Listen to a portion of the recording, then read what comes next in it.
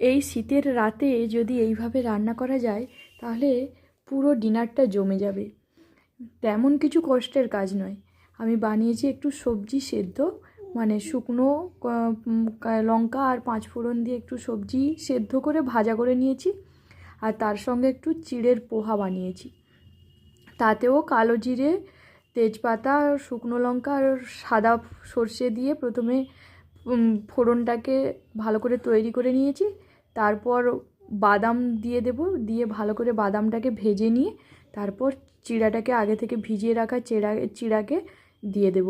হ্যাঁ, আমি একটু সঙ্গে হলুদ ব্যবহার করেছি আর চিড়াতে একটু লবণ মাখিয়ে দিয়েছিলাম, ওতেই হয়ে গেছে। কি দারুণ টেস্ট এসেছিলো, এত ভালো টেস্ট এসেছিলো কি বলবো।